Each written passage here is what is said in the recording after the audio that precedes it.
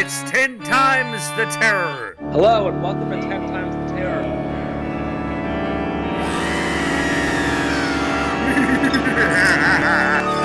No, Not okay. Hello and welcome to 10 Times the Terror. I'm James. And I'm Paul. And on today's special episode, we're going to do things a little differently. We're talking about a subgenre of horror, and that's going to be folk horror for today's discussion. And we're going to probably, cite some different examples and talk about different movies, but we're going to kind of talk broadly about the subgenre itself. Dad, it's beginning to become summer.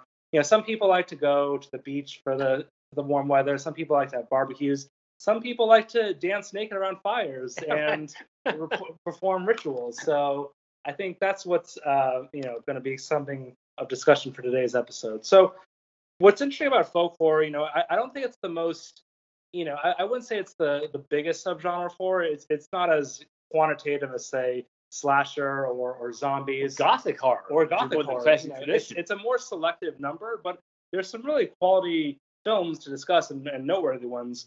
But so for those that maybe don't know what folk horror is, there's no concrete definition. However, the first example of the phrase being used is from the director of Blood on Satan's Claw, Piers Haggard, in a 2004 interview with Fangoria magazine. And this is the direct quote. He said, "I grew up on a farm, and it's natural for me to use the countryside as symbols or as imagery.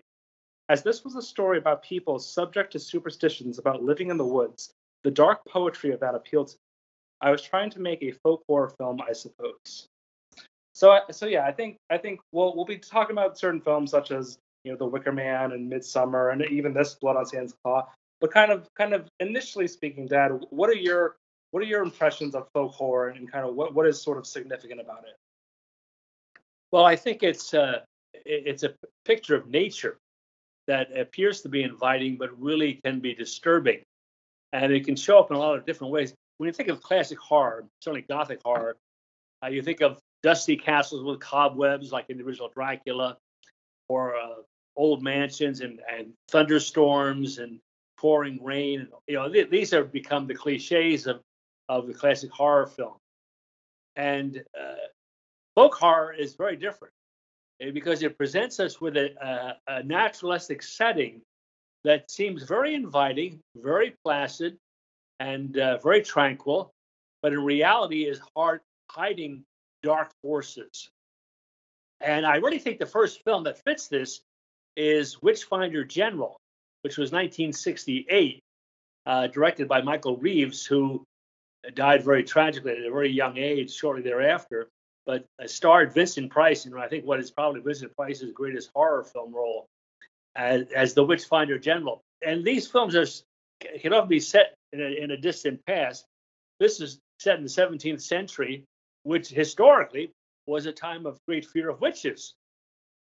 And this perverse character, who was the Witchfinder General, played by Vincent Price, is using his power and influence to terrorize men and women, to seduce women. And it is a film that doesn't have a conventional hero or conventional ending. It's a very, very dark and disturbing film. And it begins really, I also would say, the whole tradition of postmodern, not doesn't begin postmodern horror, but it certainly develops it. It's more in line with Night of the Living Dead, for example, than it is with Frankenstein or Dracula. So I think that's the idea that the countryside, which seems to be reaffirming and reassuring, is really a misleading image. And the most recent example of this is the movie we talked about last time, Men. I think definitely fits this category. So it is a subgenre. It even shows up in some other films. Frankenstein Created Woman is a film that now Martin Scorsese likes quite a bit and is debated with John Landis over. But Frankenstein Created Woman, is the ultimate flip of the Frankenstein myth or story, because the monster is a beautiful but deadly female. But it also features a number of scenes in a very tranquil English countryside, where you have scenes like the guillotine that sets off against that. So there are elements of it even in a Terence Fisher film like that.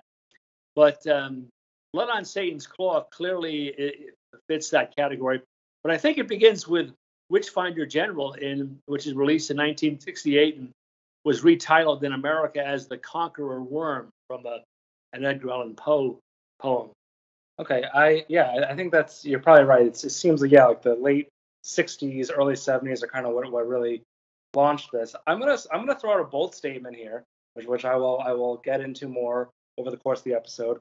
I think a successful folk horror film can be the scariest kind of horror movie, and I will expand on that as we go. But as kind of going to what your original point about how it's very very nature centered, very very often set in these kind of countryside locales. I think that to me is what's kind of initially appealing. Is like aesthetically, yeah, they are very kind of gorgeous, very naturalistic locations, which is so vastly contrasting. Your typical Transylvania or where we often associate a English Moors or a horror that kind of thing. And a lot of these are set in daytime, like in broad daylight. It's not and spring. Yeah. I mean, there aren't winter ones. I can't think of a winter example. They mostly seem to be spring and summer. Right, and obviously when we get into kind of certain ones like the Wicker Man, for example, we'll see how the harvest is a contributing factor. But yeah, it's like they're very pleasant looking films to begin with, and yeah, they are these very inviting environments that, as you said, though, as that kind of lulls you in until the sort of sinister force comes out. It also shows the underlying power of paganism that has never really disappeared from Britain.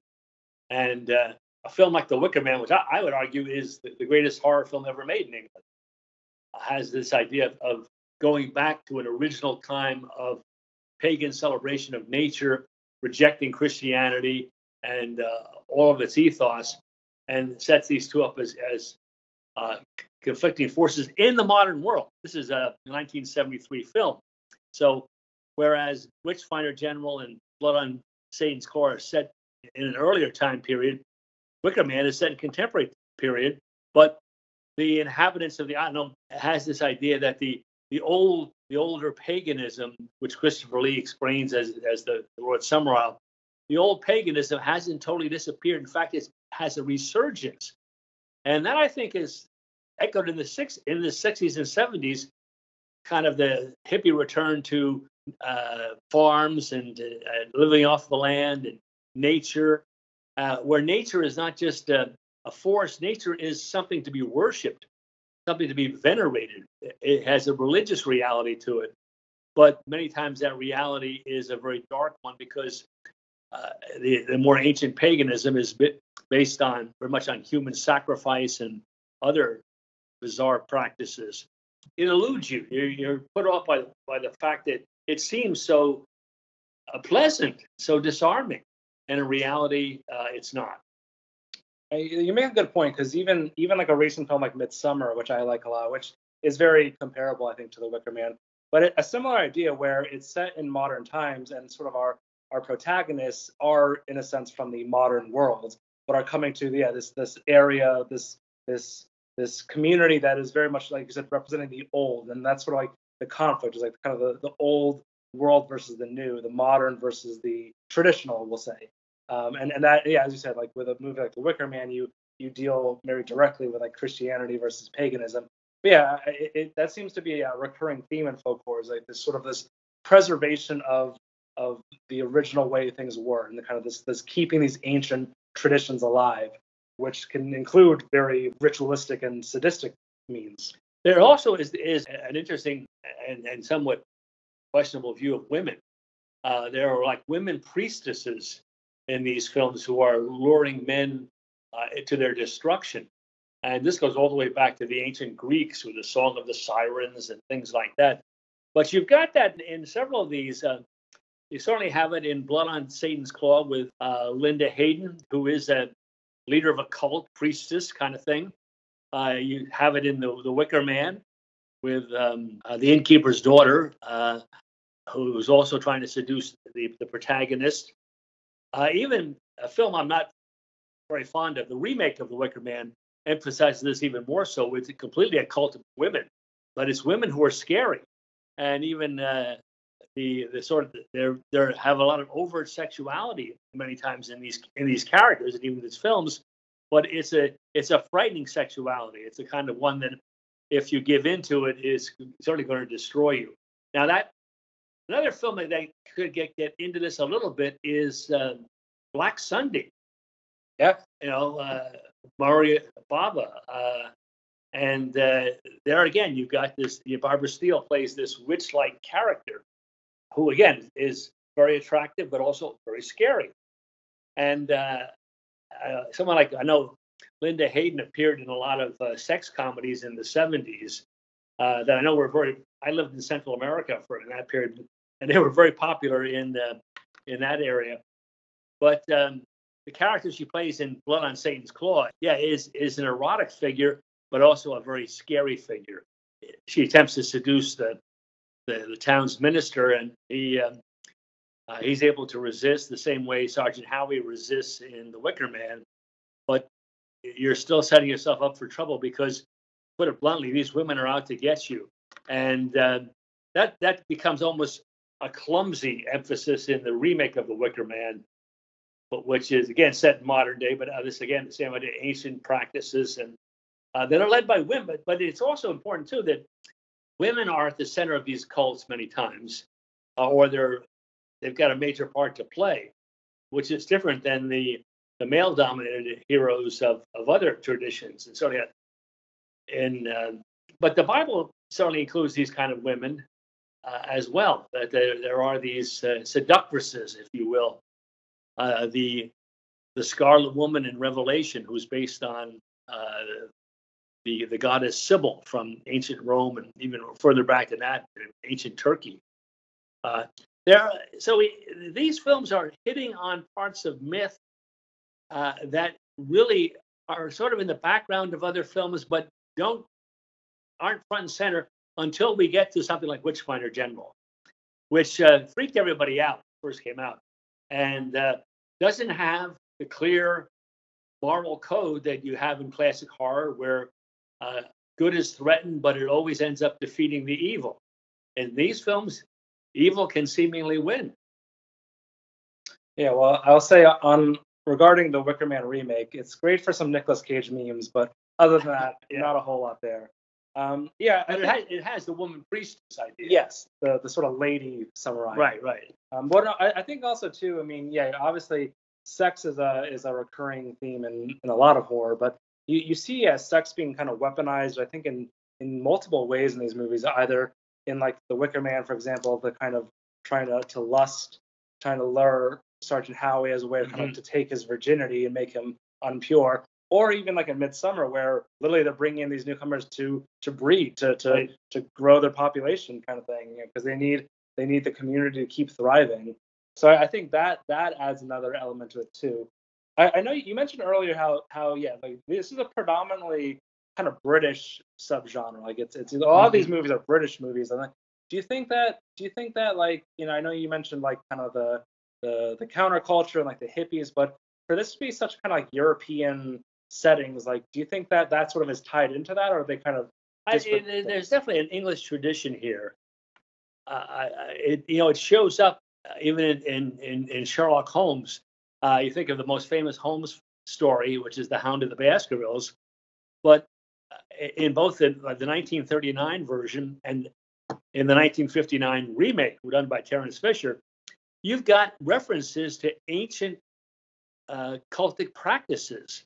Now, you have sort of like a almost Stonehenge-looking kind of setting in the 1939 version, but they talk about this is where ancient people lived and so forth. In the 1959 version, it's much more explicit. Some obscene religious rite has been performed on the body of this escaped convict who's been killed by the Hound. And you've got the idea that Holmes is dealing with some primordial evil. He has lines like, "There is more evil around us here than I have ever encountered before." And the female character in that picks up this female character you find in Witchfinder General and in Satan's Claw. She's there to seduce the hero, Sir Henry Baskerville. So this is this has a long history, and I, for whatever reason, I think it's distinctly British though. That I'm sure you can find examples in continental sources. The fact that these films are definitely British, and they're tapping into a British tradition. That when you think of Frankenstein and Dracula and all this classic horror, it's British, it's English, and it has counterpoints in Germany and in Italy and in the United States, but it's fundamentally English. And I know the David Peary, who wrote a book, Heritage of Horror, argues that this is a uniquely British tradition that deals with the leftover remnants of witchcraft and paganism. I think that's one of the fascinating parts of this. It's the idea that, and I think it really goes back to the Greeks. The idea that there are these female antagonists. When you look at like the Odyssey, which is probably the most famous and influential novel in the Western tradition, Odysseus has to deal with all kinds of deadly or dangerous, seductive women, beginning with Circe, who's a witch. And the Greek view of a witch is not like an old crone like in The Wizard of Oz, but a very seductive, beautiful woman. You've got that there. He's on the island of Calypso for many years. I mentioned that there are the sirens, who are almost like mermaids of a kind. All these are antagonists that Odysseus has to overcome in order to get back to his home of Ithaca. So I think a lot of these films, especially these views of women, and one can talk about the danger there, that much of this tradition was going after witches, but this idea that, and we see this in men, where the priest is blaming the woman for kind of seducing him, sort of idea. Also in another film, The Feast, we haven't really talked about, but that just was done last year. Again, you've got this strange woman who comes out of the hills in a country area of, it's in Wales, but it's almost an environmental film about how you're messing with nature itself. And that's a rich story here. The whole ecological thing, global warming, are all these things about tempting fate by messing with nature. And I think that's what these films play into. Absolutely, yeah. I mean, another recent one that came to mind for me, you talk about like witches, is The Witch, the Robert Eggers film, right. Which, and if I recall, that one sort of tagline was a New England folktale. So that could be maybe the one exception to the British rule. But even with that, it feels very much like, kind of this, not just the fear of witches, but the fear of like the woods and kind of like what is lurking beyond dark there. Woods. Yeah, and very much being kind of like out of your element in these different environments. Yeah, Nathaniel Hawthorne wrote a short story called Young Goodman Brown, which is about that there's a hidden identities of the townspeople, including his wife, and they really gather out in the midnight hour out in the dark forest and worship Satan. That whole thing is in there, and it's another take on the idea that nature is both nurturing and also destructive. You think of the beauties of spring and flowers, but then you think of thunderstorms and hurricanes, tidal waves, where nature can be very destructive. Right. And that double aspect is very much there. Yeah, another film that I like that fits this category is a film called Kill List. It's from 2011. It's another British film, but similar to what you were mentioning before about, I don't want to give too much of it away, but it's the same idea where it's this idea that it's, again, a protagonist set in London, so very much set in like the city, but that how you can venture just on the outskirts once you start getting into the more remote areas, where all of a sudden, that's where these communities gather at night, and there could be even people but they're hidden under masks, for example, and how these kind of communities are much closer than you realize, and that this threat is not so far away, which is even, kind of when you look at films like The Wicker Man or Midsommar, it's very much kind of going to these remote areas, and it's almost like this otherworldly kind of factor to it, where you're very out of your element and you're sort of you're very vulnerable to what's going on around you. But so I at the beginning of this episode, I said how I think that a successful folk horror film can be the scariest kind of film. And the reason why I think that, and I'll start with like the Wicker Man as the example, is that to me you're dealing with a community. It's not a single entity. It's not a Dracula or a Freddy Krueger. You're dealing with a community, and because of that, it almost brings about a sort of nightmarish quality to it. Because what I love about the Wicker Man is that obviously once you get to the ending can be very disturbing and horrifying. But even all the way up through that, everyone is just acting a little bit odd, and you're not entirely sure why, and you can't quite put your finger on it. But everyone is a little bit odd, but you also slowly realize everyone's out to get you, and you don't exactly know why. Because throughout the whole film, Sergeant Howie, he's investigating this missing girl, and everyone he encounters, nobody gives a straight answer. Nobody acts quote unquote normal. And again, at first, it's not necessarily sinister, but it's just odd, as I said. And that to me behaves in a sort of nightmare logic where everyone, there's something off about everyone, but you can't quite place it. And then naturally we get to the ending where the horrors become a lot more apparent. But that kind of dreamlike quality where just things are a little bit off and uneasy, and you can't quite figure it out. And also, again, it just shows how vulnerable you are because there's no one that you can kind of resourcefully go to sort of help you or to provide any answers. And then the more you're in this world, and I think Midsommar fits too, the more you're in this world, the more you feel the kind of walls of this community closing in on you. Yeah, you well know, and I've shared it here on the podcast. My favorite probably horror story and horror film is The Hound of the Baskervilles. And again, in that 1959 version, the climactic action takes place in an abandoned medieval abbey. And yet, the moor takes on a reality itself, and people who live on the moor seem kind of strange. We have those kind of dialogues where, in the 1939 version, Dr. Mortimer says at one point, some people believe that nothing actually ever dies on the moor, and Sir Henry says, "Well, do you believe that?" And Mortimer answers, "Oh no. If I believed all the legends about this place, I wouldn't live here. I wouldn't have the courage." Lion lateral. So that and the line that fits this from another one, a great comedy play, Man Who Came to Dinner. At one point, the Sheridan Whiteside is this very ironic, cynical kind of writer, all these tremendous kind of digs about things. And at one point, his secretary is introducing him to this woman. He says, "That's so and so."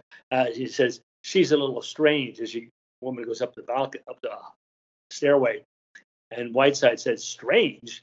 She's right out of The Hound of the Baskervilles," which is again this idea that people don't seem to, you're right, like you said, James. These communities, and whether it's the Wicker Man, the Hound of the Baskervilles, or Witchfinder General, these communities are all kind of strange people. Yeah, strange people, and it's a little bit because they've become part of this environment, and the environment, it cannot be separated from the inhabitants of the environment. That's a big thing in Blood on Satan's Claw. But it's also you have to think about the fact that in the 17th century, historically, there was a time of rapid change. Science was really beginning to emerge more and more, and it was a time where there was a great fear of witchcraft. And so, when you have Witchfinder General, it's based on a real person, and this idea that things are changing also creates a certain amount of fear and apprehension, and that gets transferred in this whole. So, the Salem witch trials we always talk about, those are not unique in that period. You go back and you look at England and in other parts of Europe, especially in England, there is this flourishing of the fear of witchcraft. And Arthur Miller writes this up in The Crucible, how people are being hanged and killed because of fear that they're witches. This whole deals with fear of change and a fear of nature that we can't control, and yet seems to have a purpose that we don't always understand. It's nature is not comforting in these films. Nature is attractive, appealing, kind of like the women who are trying to seduce the protagonist. Yeah, they're very beautiful, very appealing, very inviting, but also very, very dangerous. And that's like going back to the Odyssey. That's like Circe, or it's like the Sirens, or whatever. Yes, it looks very appealing, but it can be very destructive.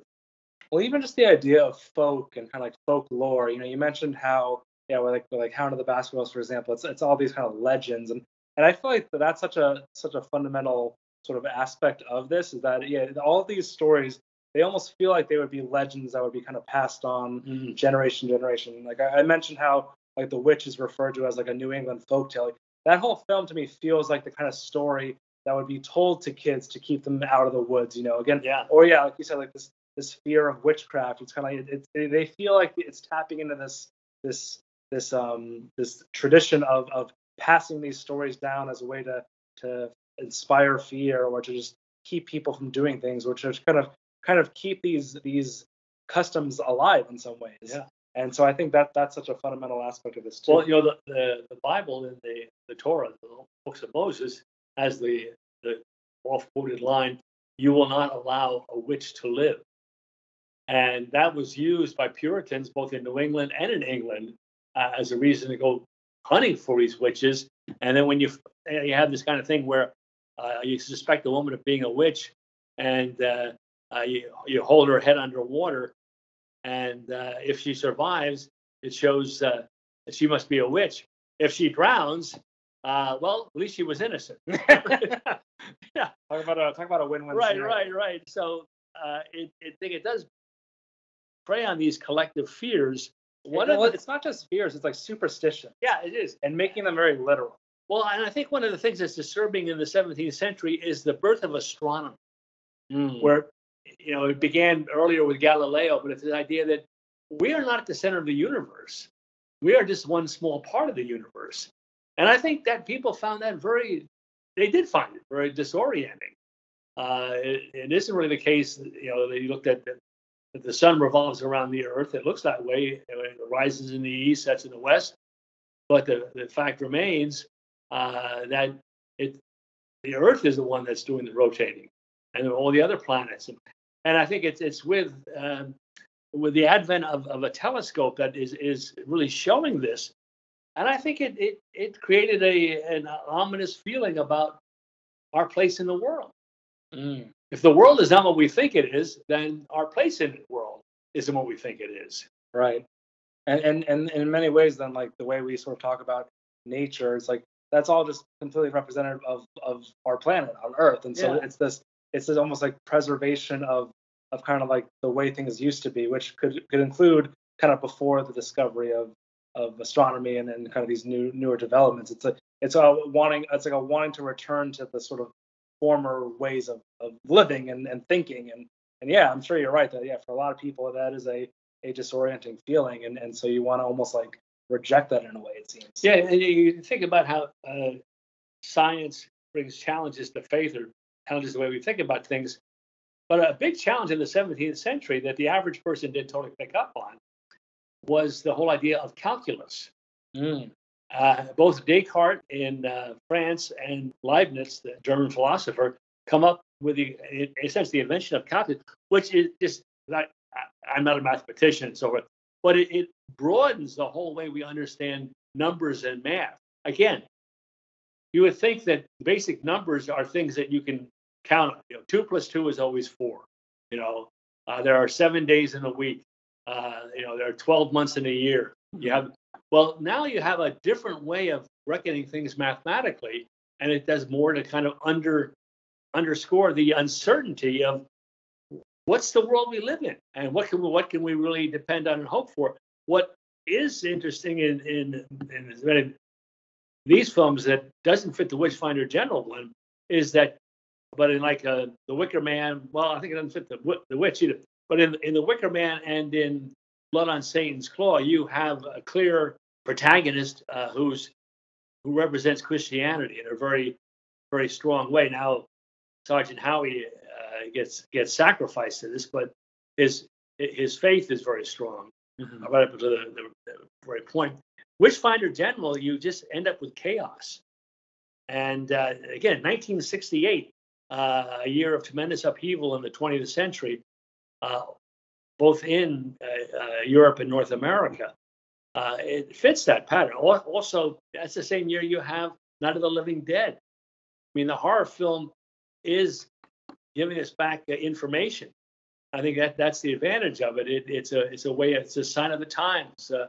Jesus says, look at the signs. You can tell that spring is near when you see the buds. You can tell that dawn is near when you see the streaks of light in the sky. These films are telling the people that the things that we thought were very acceptable and very definite and very concrete aren't that way at all. Right. It's not just like a change, but it's a recontextualizing of the way we see the world around us. And there's a book I've been reading on the history of the 1960s, and it's interesting. The title is one word: shattered. And it's this picture that a way of life that had developed in America, including beliefs and values that had been established for centuries, all of a sudden were being questioned. Right. And some of necessity, civil rights, is questioning these, pointing out that blacks are not only not held to be equal, that they're in danger. They're in danger of being lynched, and you have all these other things. But the world that, even a world that I grew up in the 1950s, it's blown away. Much of North America was blown away in the 1960s. That's a really interesting point. Yeah, and that kind of makes sense on why that year in particular would kind of in a way launch this subgenre, and that really I think gives it a lot of extra context. Okay, so wrapping this up, are there any kind of, I think we gave a few different noteworthy films that if people want to check out if they haven't seen or worth watching, and yeah, I think you've given a lot of context into how this subgenre came about and kind of what it really signifies, and yeah, I think we've tapped into kind of the things that are both like fearful in these kind of films, as well as being very very acknowledgement of the kind of world we're in. And there's definitely a feminist issue here with the role of these seductive and deadly women. Yeah, and I think we got to be careful. We're not going to fall into that trap of identifying, it's the women that's the problem, But I think that's something to look at and I think it has been looked at in Gloria Steinem and some of these other feminist scholars have talked about these cultural images of women where women are both feared and then because they're feared, they become persecuted. And we see that as recently in the film Men. Yeah, right. And, right. It's in that we mentioned the film The Witch, that's all in there as well. Right. So I think it's a serious kind of, and Rosemary's Baby, this idea that the woman is somehow the gateway to a dark history. Women who experience birth are also sources of destruction. Well, I think that's enough for now, Dad. Thanks for having me on this episode. And that's 10 Times the Terror.